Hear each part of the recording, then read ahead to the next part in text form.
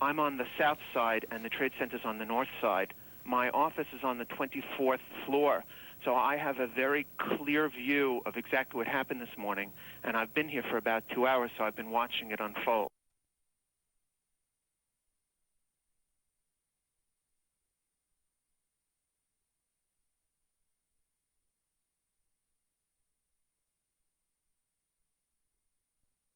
I'm in here with an attitude about playing them hard and playing them nose to nose and face to face and all that stuff. And I didn't think the crowd distracted us. I didn't think we get distracted by other things. I thought we kept our composure. The things that we didn't do well tonight, we can correct. While we were speaking moments ago, a second plane, hard to identify the size of it, bored its way into the easternmost tower. So we have two crashes. Here's a different angle of the same plane. You see it off there on the left. Boring into there. But again, at this point, it is restricted airspace. It is a clear day, so the suspicions are high that these are intentional acts. But the FBI at this point is still trying to confirm that these are intentional acts. We have another eyewitness on the phone. Sir, good morning. Good morning, Mr. Gumbel. How are you? I'm fairly frightened, I have to say. Give me your name, if you would. My name is Frederick Schneider, sir. Mr. Schneider, where are you? I am on Liberty Street, which is the same street that the Trade Center's on. I'm on the south side, and the Trade Center's on the north side. My office is on the 24th floor, so I have a very clear view of exactly what happened this morning, and I've been here for about 2 hours, so I've been watching it unfold. 2 hours? Yes, I got to my office at 7 this morning. Oh, okay, I'm sorry. But tell me about the timetable of when things started to go terribly bad this morning. Well, Mr. Gumbel, at about 8:50 this morning, there was an explosion. I heard it first, and then my building, which is 51 stories tall, shook and rocked.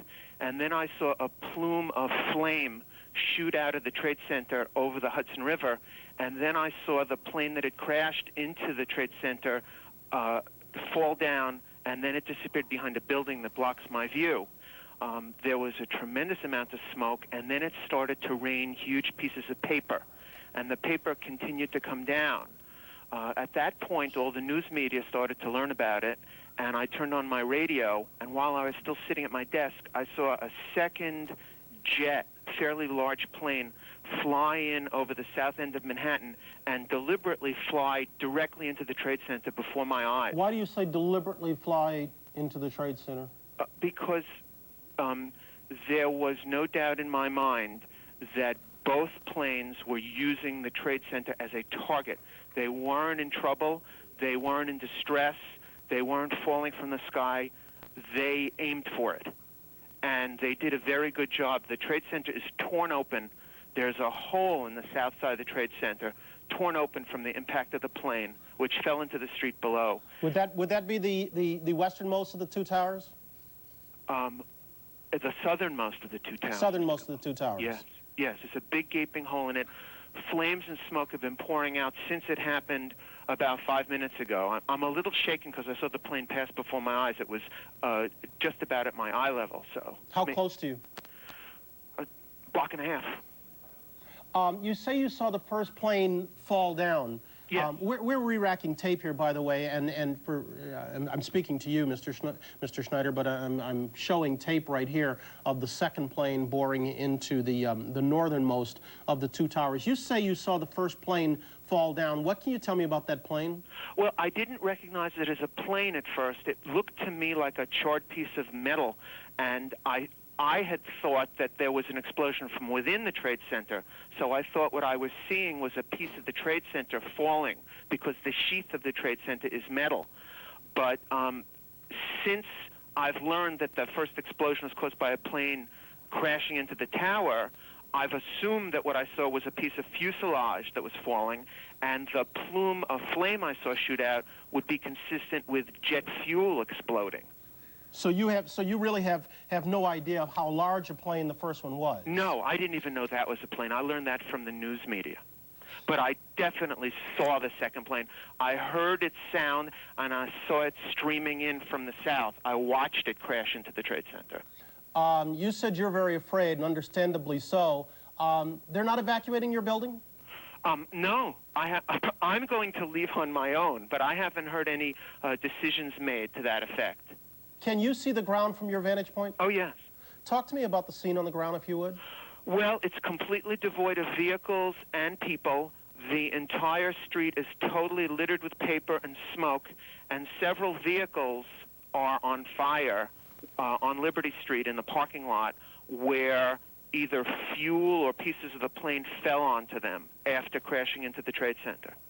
But there's a tremendous number of emergency vehicles here and continuing to arrive. I hear sirens from every side. All right, Mr. Schneider, you've got a great vantage point. I'm going to ask you to hold on with me for a little while, if you would. Okay, Mr. Gunn. I know you're anxious to get out of the building. I'm not going to keep you forever, I promise. Okay. But let me ask you to sit tight for a second while I go to Washington, where Jim Stewart is standing by. He's got some official reaction. Jim, good morning. What are you hearing? Good morning, Bryant. Well, as by happenstance, I was talking to FBI headquarters at the moment this explosion took place. They saw it occur as we saw it occur, the second explosion, rather, and their reaction was the same as everyone else. Number one, they noticed the clear weather there. Number two, they noticed what appeared to be, in their eyes, a deliberate attempt to crash the aircraft into the World Trade Center. Right now, they are trying to determine whether, in fact, it was deliberate. They have no information they can share at the moment, and I get the sense that they're in the same mode that we are, simply their mouth is agape trying to figure out what's going on. Jim, let me interrupt for just 1 second. I'm Sure. looking at a report that the FBI is investigating reports of a plane hijacking. Did you have any news of that? No, we don't. No confirmation of that whatsoever? We have no confirmation Is anybody of that. even there discussing that?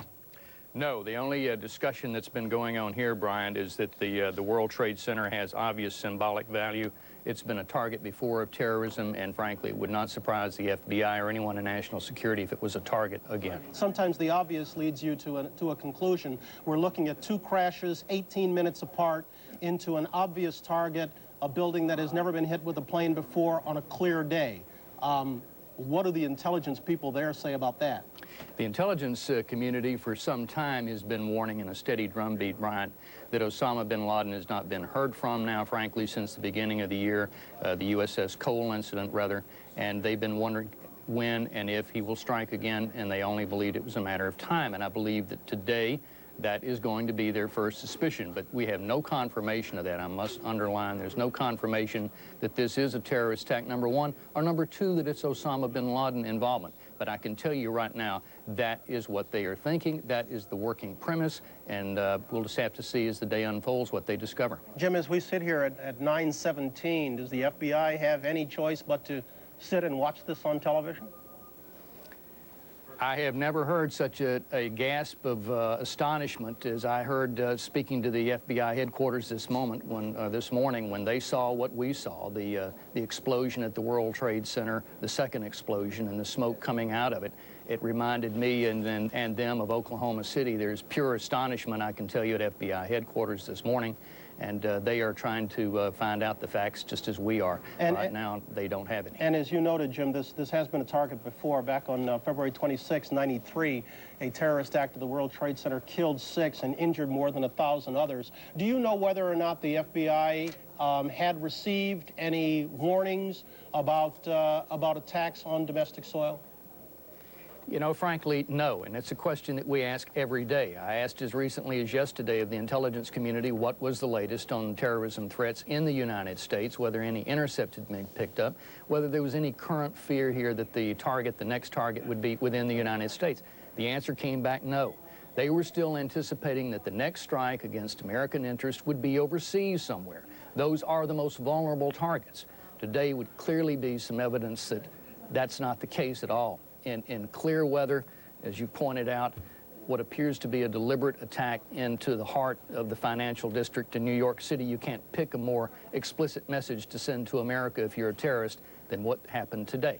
I stress again, though, this is pure speculation, but it is speculation right now by the people who are going to have to solve this crime, if in fact it is one, Brian. That's a good point, Jim. At this point, it is pure speculation. The only thing we can tell you is we are looking at a very clear day in Manhattan on this Tuesday morning. We are looking at 2 towers of 110 stories in height that are on fire right now, that have absorbed 2 impacts with 18 minutes apart. Certainly, it's a little more than it would be an amazing coincidence, I think we should say. Bryant, Go ahead. We've just been told that, and this should not be come as a surprise, it's standard procedure by the FBI. Their rapid deployment team from the Washington field office, this is a group of people that they send to major disaster and terrorist incidents, such as the twin embassy bombings in Africa. They have now been dispatched to New York. I have reason to believe, too, that some members of the HRT, that's the hostage rescue team, have been put on alert. We don't have any word yet that they would be sent. And these are standard procedures that would take place anytime a major terrorist incident occurs.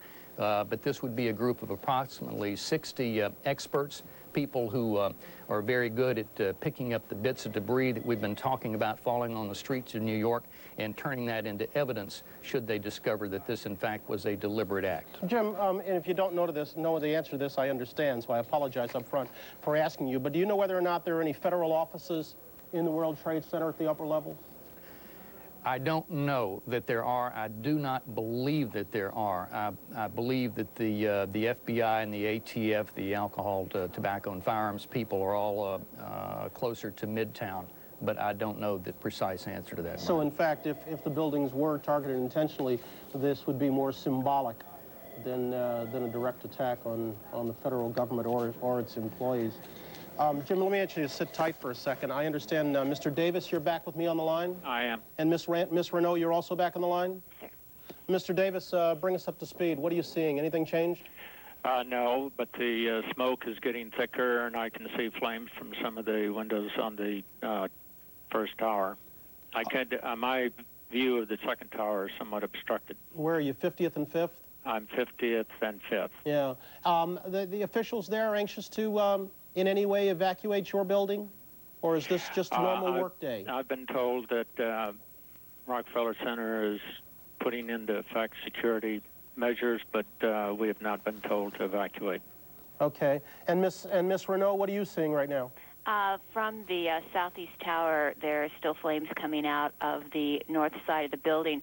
It may be just my perspective, but it looks like something could be sticking out of that. Also, it looks like on the northwest tower that there's possibly, the fire and everything could have moved up because it seems to be that there's smoke coming out higher floors on the building. You say there appears to be something out. That would be the second aircraft? Yes.